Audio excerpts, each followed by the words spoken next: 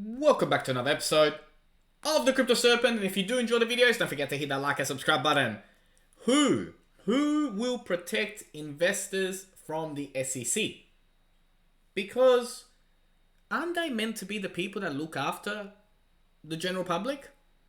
I mean, this is a very interesting, hot debate as we head towards, of course, what is going to be a very, very monumental day.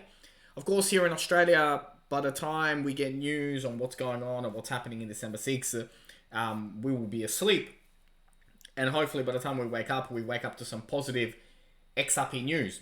And it's going to be very, very fascinating. But the question is, who protects investors from the SEC? Because there's no clarity at the moment, right? The reason why we can have one day where the price is X, the next day there's a 20% dump, the next day it goes up again, then the next day it goes down again, because whales can play and do as they please. There's no clarity, there's no framework that is strong enough at the moment. And the other aspect of all this is that they can do as they please at the moment and really cause some huge issues, right, within the industry. So will the SEC finally be taken off being in charge of crypto? Because that at the moment is being discussed in America. And we got some very important dates coming up, and of course, like in January there's even bigger things coming, if we even get to that. Because we might not even get there, right? Now, this is interesting, right? So allegedly the SEC filed a case against Ripple and XRP to protect XRP holders. Yet Gary Gensler won't meet with representatives of the 62,000 XRP holders. Instead, he takes the time to speak with someone who intentionally avoids the very organization Gensler is in charge of. Like, come on. Like, are we, like, I mean, is this a joke? I mean, seriously. I mean, have a listen to this. I don't feel guilty because I'm engaged in an amoral activity which is not meant to have anything to do with guilt. Part of the reason he is so rich is that the Soros hedge funds operate offshore in the Netherlands Antilles to avoid scrutiny by the Securities and Exchange Commission. So even while Soros tells Congress and the Treasury that hedge funds must be regulated to stop the global crisis, he's avoiding the rules. Why is it that Americans can't invest in the quantum fund? It's an offshore fund. Why is that? Because the fund is not registered with the Securities and Exchange Commission.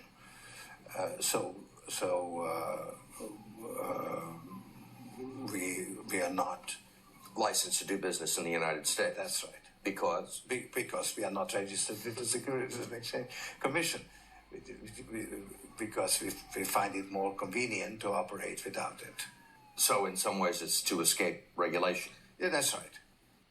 So let's get this straight, right? You heard this guy. Like, he even had that smirk laugh. You know that smirk laugh that we do when, we're bending the rules, right? I mean, you and I have done this, right? We're serpents. We're serpents, right? He's bending the rules, right? He's not breaking the rules, this guy. But, Gary Gensler can take a phone call with this guy, but he won't listen to any of the 62,000 XRP holders in this case. Come on. What game are we playing here? Like, we were talking about something very serious. Look, like we were told as kids about Santa and all these little stories, right? This case was brought on to suppress the price of XRP. You know it, I know it, they know it. And eventually, we will get that settlement or win. Now, the XRP price explodes more than 44% from the flash crash lows to is there a move to $2 coming? We'll talk about that today, and we'll discuss what's going on at the moment and where we're at. And yes, at one stage, it did go all the way into the 50s. But you can see that it was like, very sudden, and then it came back very, very, very quickly. Now, XRP now available to trade on the Kinesis exchange. This happened a couple of days ago. Interesting, and I think you're going to start to see more and more and more exchanges open this up again. The discussion is there. more exchanges coming back. Hopefully Coinbase comes back sooner rather than later. That will be a big day that day. But, XRP must break above $1.20 to regain bullish momentum. We know this. We're going to go above the moving average 100, consolidate above. I actually don't think $1.20 is enough. I think $1.30 and consolidate above $1.30 will give us that. But, of course, we'll discuss all of that and the price analysis and, where are we at the moment? Because, at the time of making this, we are sitting at 77 cents right now. 77 cents, right? 7.54% down again for the day. And we'll discuss what that means. Now, it has been 1,426 days since the last all-time high of XRP. Which brings up huge debates on so many levels, on so many fronts, on so many things. I mean, one of them is anybody who's been holding for 1,426 days or longer in this channel, in this community, comment below. I want to know who you are. You deserve a medal, right, for holding that long. I mean, it's incredible.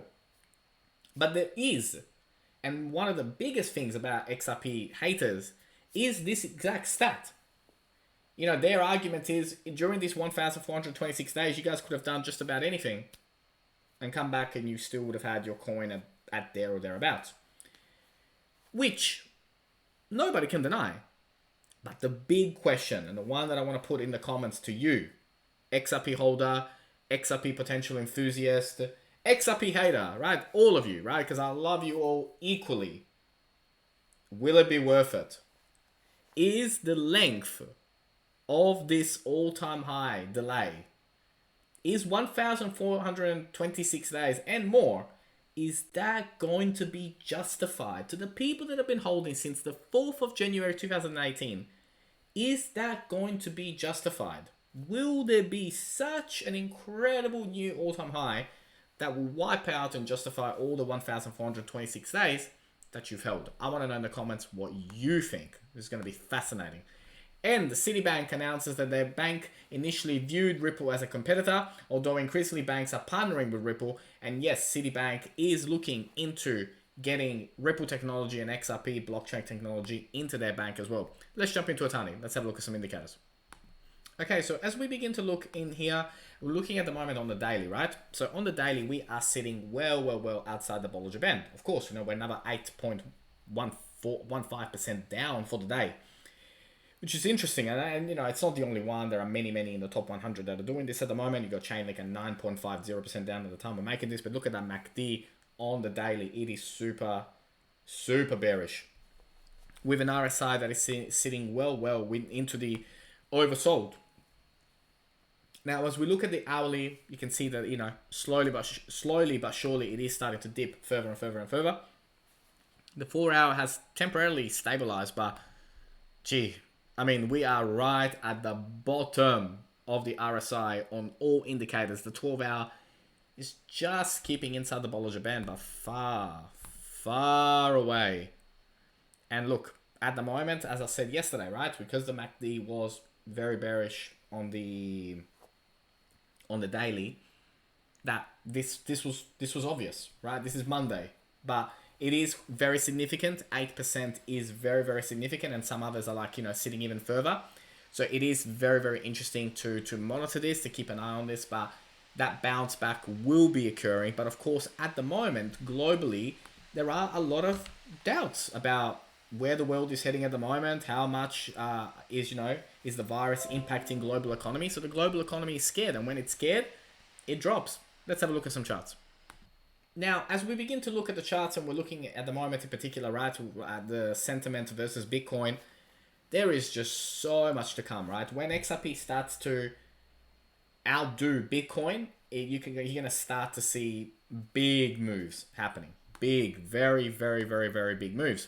Now, how big, right? I mean, from where we are right now, from this particular retrace that we're facing at the moment, I wouldn't call the 50 cents, when we hit those 50 cent marks, I wouldn't call that, that was a flash crash, but now we're going to be hitting this trend line of 70 cents, right? So that there will be the support level, and then it will start to drive us towards moving further and further and further as we go towards double digits, and we will get double digits, right? It's not financial advice. I'm not a financial advisor, but there will be double digits coming up for XRP.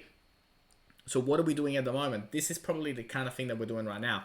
We're sort of sitting in this ascending channel, and then we'll go, and then finally we'll break out of it. That's what we're waiting for right now. But the future, and how bright the future looks, and how insane things are going to get, well, you and I are going to be there, and we're going to enjoy it every single step of the way. If you do enjoy today's video, don't forget to hit that like and subscribe button. As always, thank you, and I look forward to see you on the next one.